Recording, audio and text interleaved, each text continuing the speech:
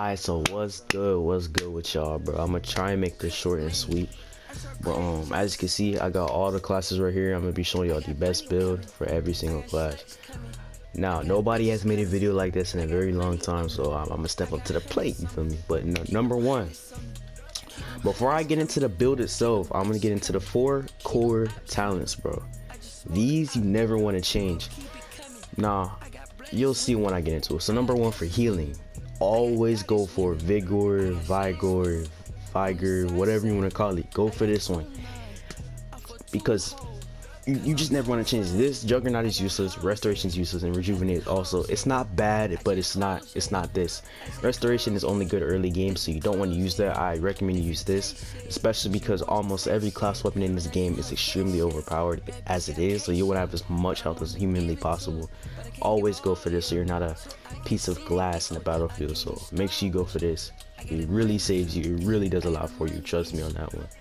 Bucks as well, because you want to have shard. You just want to keep that cash flow going. You just want to have it flowing, bro. You know what I mean? You get 24 shards for eliminating chicken. Craftsmanship is terrible. Do not use this. That -5 seconds is not worth it. Pennywise is also extremely just terrible. It is terrible.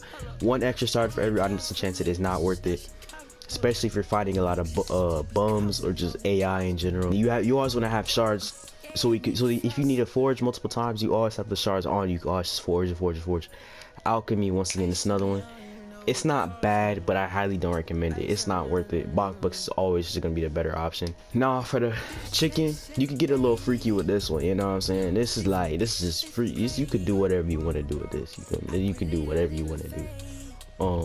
I run incubation. All of these are good as it is. Like, you know, chicken run, this is really good. Unbeatable chicken health, this is really good. Incubation is also really good. Saves you a lot. All of these can save you a lot. Healthy hatchling, though, on the other hand, do not run this. It sounds good on paper. It sounds like the best one. You get back up, you're at full health, you can kill the person, especially if you got them weak and they didn't heal. This sounds good on paper. Do not run this. It's not worth it. You need incubation or one of these two. So you get a little freaky with this one, just do not run this one. Run incubation. This one right here, only 2 of these are usable. Combat training is very useless. Do not use combat training. This is terrible. Master riding as well. This is actually more than 10%. They say it's 10% faster, but trust me, this is not. It feels, put on mount speed, it feels a lot more faster than 10%. I promise you. When you're on that mount, bro, it feels like you're at least 20 to 25. Maybe it's just me. Test it for yourself. Mount speed is not bad. You know what I'm saying? If you're really fast paced. Leg day is overall the best one to run, and it's the one you get for free. Reflexes is only good if you're running longbow or sniper. That's it. And even it's only good for longbow. I take that back. Sniper is useless. Do not run reflexes for sniper. Only run reflexes for longbow. Leg day, always have leg day on, or master riding. For the ability, all these are pretty trash. Inspire is the only good one here. Inspire is extremely overpowered in the way it is. You heal for a whole lot of damage, and matter just a snap of a finger, you're back at like almost half of, not full health already. Run inspire, obviously guaranteed for a healing shot.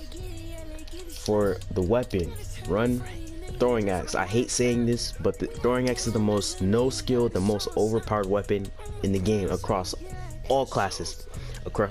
For throwing axe is always going to be the best weapon in the game, no doubt about it. You can get multiple axes off doing 3,000 damage an axe, bro, or 3,000 damage every 3 axes. Like, and you have unlimited ammo. You don't have to reload. You just keep throwing it. It has decent range. Don't run Game Grover. From range, it actually does do a lot of damage at range. I'm not gonna lie, but it's not worth it. Run Arsenal. Run Warriors Arsenal. I'm telling you this. You're getting a lot more out of this. You're getting 20% more damage. Run Arsenal.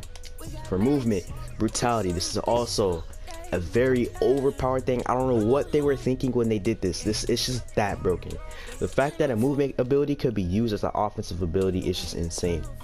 Usually you use a movement ability to relocate or get out of a tight situation.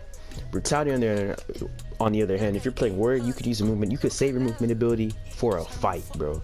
You could use it as an offensive. Leap on him, hit him with an axe, grounding shot, boom, it's up.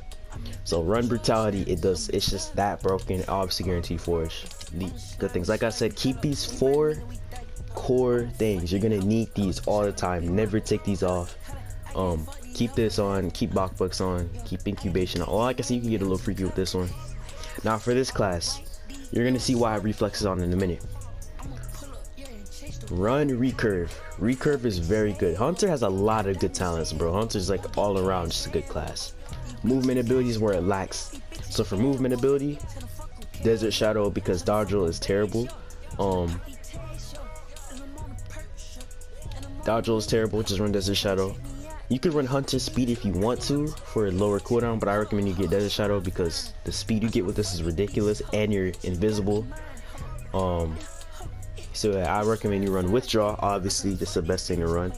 In game, if you're playing Hunter though, you could always change your movement ability for like a heroic leap or a blink, whatever you prefer, which I highly recommend you do because Hunter movement really isn't that good.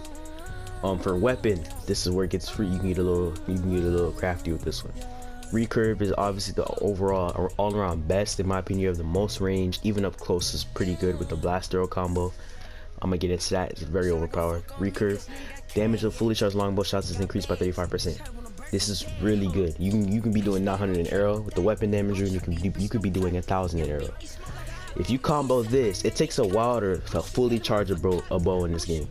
So in order to counter that, put on reflexes. It says enter ADS faster, but this actually helps for recurve. You pull the bow back a whole lot faster with recurve. I'm not even joking. You pull it back and increases the recurve speed by, or the pullback speed by 25% as well. That's why I said reflexes is only good on Hunter for that reason. So run reflexes and recurve. Obviously the most broken thing in the game, recurve blast arrow combo. Run explosive tips. This increases the damage of blast arrow by 300. So you'll be doing 700 every blast arrow you throw out. You throw it out, super easy to land, 700 damage instantly. You hit him with a bow for 900, throw out a blast arrow, bro, you're doing over 1,000 damage in under a second. All their health just gone, just literally gone. The most overpowered thing in the game right now. Not the most overpowered. The axe is obviously gonna be the most overpowered thing in the game. You'll see like a reoccurring theme. Everything in this game is very, very broken. The meta build: sniper, concussion grenade, and blink. That's the best thing you can run on an assassin, hands down. It's really strong. It's not overpowered in any way, shape, or form. It's not overpowered. It's just really good. If you're really accurate and you're really good and know what you're doing with this build, you get in your you get in your zone with this build, bro. It's one of the best builds in the game. It's very popular too. A lot of people are doing it. Even though there's a lot of better options in this, a lot of people are doing it just for how fun it is. It's one of the funnest builds in the game, and it's also really strong. Put on Arsenal. You could put on marksmanship for 15% increased damage on headshots. If you're very, very accurate and very, very consistent with headshots with the sniper, put this on. I overall recommend you do Assassin's Arsenal, especially because you'll be doing 1,200 damage, I believe it is, with the sniper. And if you get a weapon damage, then you'll be doing 1,400 damage with a sniper. Just saying off experience. So, number 2, you're gonna want to have guaranteed forge concussion grenade, and I highly recommend you run this for the 50% reduced cooldown. That is insane. Concussed isn't bad if you want to knock yourself towards enemies like you did back in the OG Realm Royale. Then put this on. But I highly recommend this. Concussed really is gonna do much for you unless you're playing regular pubs, and yeah. So put on this as well. And for movement, you could use this one right here that gives you a 300 damage shield. I personally recommend this.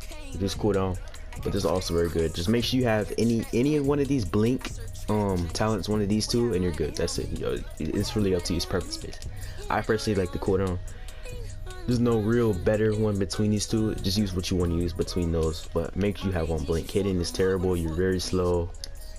Stuff like these off.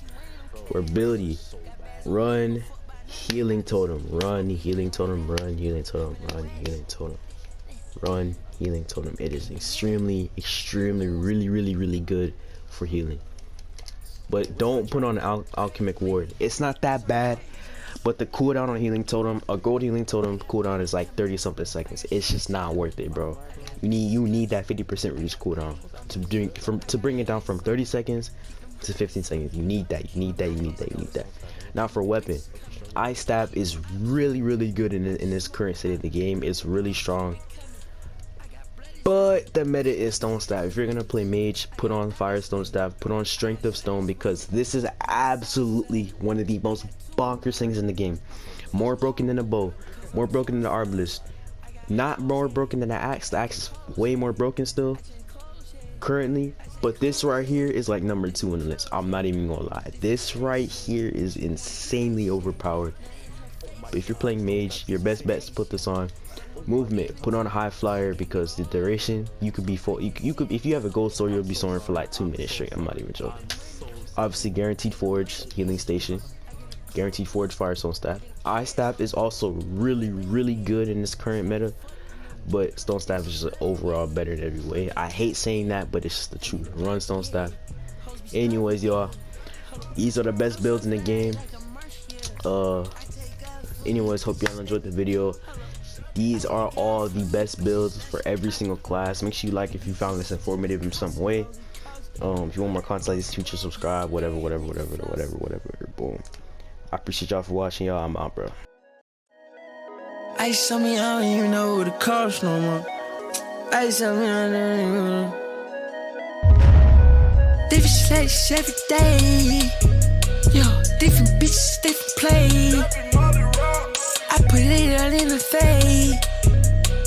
Then we go on vacay. I'ma do this every day. I'm a nut in the fall. Shawty better not be afraid, cause a nigga keep a K. Yeah.